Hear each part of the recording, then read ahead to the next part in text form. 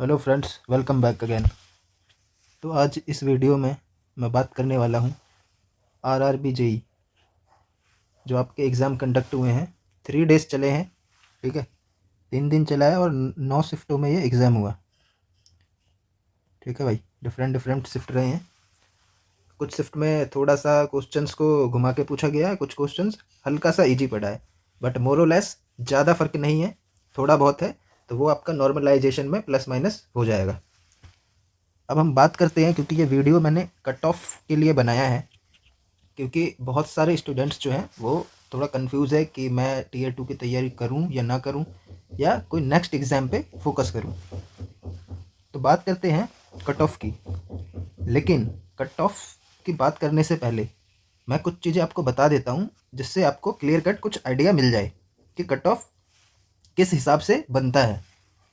तो देखिए, सबसे पहले तो जो आपका कट ऑफ रिलीज़ होगा, जब रिज़ल्ट आएगा तो जोन वाइज आता है, ठीक है।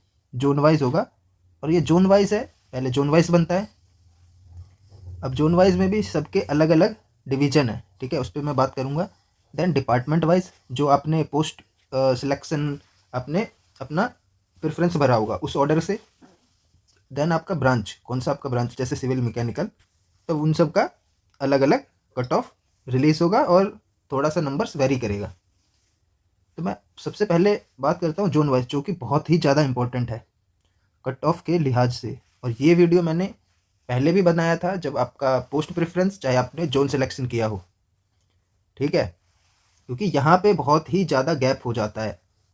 जो एकदम लोएस्ट लेवल पे आते हैं, जैसे कुछ जोन इस तरीके से हैं और कुछ टॉप लेवल के हैं, ठीक है। मैं एग्जांपल है जैसे आपको मैं बता देता हूँ। हो सकता है इसका कट ऑफ 70 चले जाए और सेम इस रीजन का 50 चला जाए। मतलब कि इन दोनों के बीच में सीधा सीधा गैप हो गया 20 मार्क्स का, ठीक है भाई, जो कि बहुत ही ज़्यादा डिफर करता है।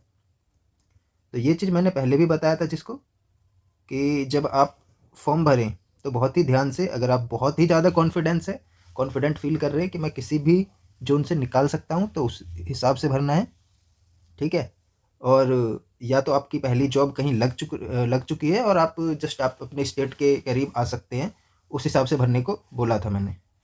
बट अगर आप बेरोजगार है, अनएम्प्लॉयड है और आपके कुछ नंबर से रह रहे हैं बार बार, तो उस कंडीशन में आपका जो फर्स्ट प्रायोरिटी होगा वो लेना होगा जॉब। कि जॉब मैंने कैसे ग्रैब करूँ, ठीक है। तो ये सब चीज़ें मैंने बताया था। तो ये जो है, ये तो आपने पहले ही कर लिया होगा, ठीक है। डिपार्टमेंट, जोन, जो भी आपने सेलेक्ट कर लिया होगा। अब मैं बात करता हूँ जोन वाइज। देखो, नंबर 1 जो इस बार के कंडीशन के हिसाब से मैं बता रहा हूँ, गोरखपुर, ये सबसे ज़्यादा इसका कट ऑफ रहने वाला है। अब इसके रीज़न है, ठीक है। अब रीज़न क्या है? रीज़न ये है, वैकेंसी जो है वो बहुत ही कम है। सबसे पहला तो यही है। और जो पर सीट स्टूडेंट भी हैं, ठीक है, वो भी यहाँ पे और जोन के कंपैरिजन में ज़्यादा हैं, ठीक है दोस्त। तीसरा रीज़न, जो यहाँ के पोस्ट हैं वो ज़्यादा अट्रैक्ट करेगा किसी को भी, चाहे वो आरडीएसओ हो, ठीक है। आरडीएसओ यहाँ पे अकेला रिसर्च डेवलपमेंट जो है पूरे रेलवे का, ओनली वो गोरखपुर जोन में आता है। और आरडीएसओ को जो पोस्टिंग होती है वो होती है लखनऊ में, ठीक है। तो ये कुछ रीज़न है, इसके वजह से इसका कट ऑफ रहेगा ज़्यादा, ठीक है। बात करता हूँ फिर सेकंड पे आता है आपका पटना का, ठीक है। देन चंडीगढ़ और उसके बाद इलाहाबाद। ये जो जितने भी रीज़न है यहाँ पे जाने, जो कट ऑफ जाने का है रीज़न, क्योंकि मोस्ट ऑफ द स्टूडेंट्स, देखो भाई ये क्लियर कट है, मोस्ट ऑफ द स्टूडेंट्स जो होते हैं वो नॉर्दर्न रीजन के, ठीक है। नॉर्दर्न रीजन के जो होते हैं वो ज़्यादा उनका झुकाव है किसी भी गवर्नमेंट जॉब के लिए। तो यहाँ का कट ऑफ तो जाना सीधा सीधा इंडिकेशन है कि जाएगा ही जाएगा। चाहे वो आप प्रीवियस ईयर से कंपैरिजन कर लीजिए, चाहे हाल फिलहाल में कोई सा भी एग्ज़ाम हुआ उससे देख लेना। अगर कोई साउथ में भी स्टूडेंट सेलेक्ट हो रहा है ना, तो मोस्ट ऑफ द कैंडिडेट आपको नॉर्दर्न स्टेट के ही मिलेंगे। ये सीधा साधा कट है, क्योंकि नॉर्थ स्टेट जितने भी हैं, चाहे वो यूपी हो, बिहार रीजन का हो, दिल्ली रीजन में आ गया हो, राजस्थान साइड से भी कुछ हैं, हरियाणा साइड से हैं, तो ये इनका झुकाव रहता है। और इसके हिसाब से सीधा सीधा इंडिकेशन है कि जाना ही जाना है, यहाँ का कट ऑफ दूसरे जोन के कंपैरिजन में ज़्यादा जाएगा। चाहे वो 4-5 नंबर का डिफरेंस हो, चाहे 3 नंबर का हो, ठीक है। कट ऑफ यहाँ का सबसे ज़्यादा जाएगा कंपैरेटिवली। ओके।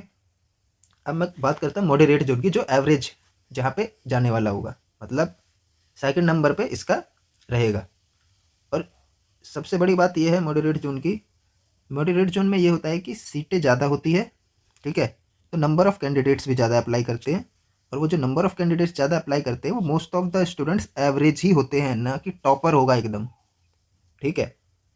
थोड़ा सा डाउट होता है कि सिलेक्शन ना रुक ना जाए, ठीक है, तो उस हिसाब से वो भरते हैं कि मेरे को ज़्यादा अपॉर्चुनिटी मिले। क्योंकि देखो भाई, सीट ज़्यादा है तो 15 स्टूडेंट को सीधा सीधा ज़्यादा मिल रहा है ना मौके।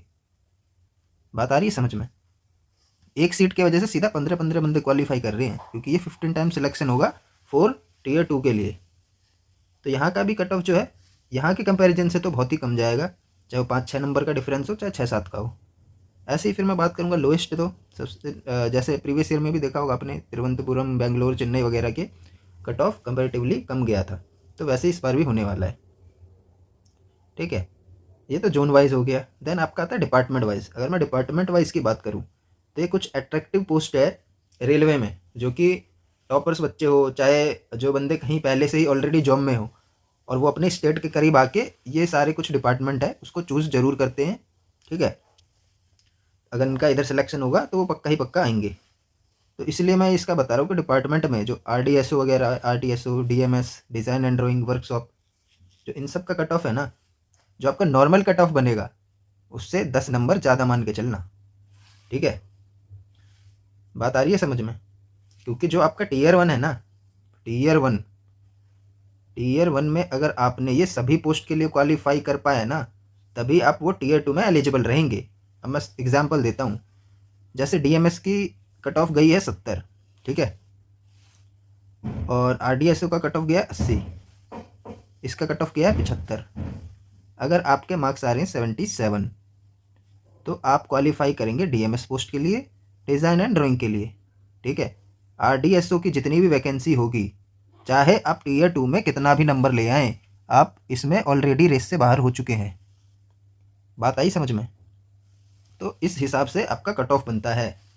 तो थोड़ा सा कन्फ्यूजन होता है जब आता है ना रिजल्ट कि यार मेरे टीयर 2 में तो इसमें ज़्यादा थे, सब इसमें नंबर मैंने ज़्यादा स्कोर किए, फिर RDSO के लिए क्यों नहीं क्वालिफाई कर पाया। रीज़न आपको टीयर 1 में ही पता पड़ जाएगा। बात आई समझ में?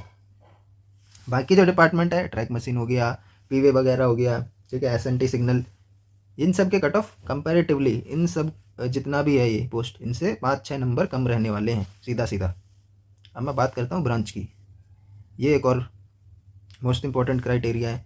मैकेनिकल की बात करूँ, क्योंकि मैकेनिकल की सभी पोस्ट पे इलेक्ट्रिकल, इलेक्ट्रॉनिक्स सीधा सीधा एलिजिबल है। साथ ही साथ मैकेनिकल वाले भी स्टूडेंट इलेक्ट्रिकल के कुछ पोस्ट पे एलिजिबल हैं, बट इलेक्ट्रिकल, इलेक्ट्रॉनिक्स के जितने भी मैकेनिकल के सीट्स होंगे उन सभी पे एलिजिबल रहेंगे, ठीक है। बट मैकेनिकल वाले स्टूडेंट्स इलेक्ट्रिकल, इलेक्ट्रॉनिक्स के सिग्नल, SNT वगैरह पे एलिजिबल नहीं है, तो इसका कट ऑफ ज़्यादा जाएगा, ठीक है। बेशक से दोनों का कट ऑफ एक साथ भी निकल जाए, बट मैं ये बता रहा हूँ चांसेस किसके ज़्यादा हैं। उसके बाद आपका आ जाता है electrical, electronics and then civil. Civil का पता है आपको, वैकेंसी हमेशा ज़्यादा रहता है, और जो ये दोनों बंदे हैं ये इसमें इंटरफेयर नहीं कर सकते, एक्सेप्ट कौन सा, ट्रैक मशीन, क्योंकि ट्रैक मशीन पे सभी एलिजिबल रहेंगे, ठीक है, चाहे आपका ब्रांच कोई सा भी हो। देन आपका बनता है ओवरऑल कट ऑफ।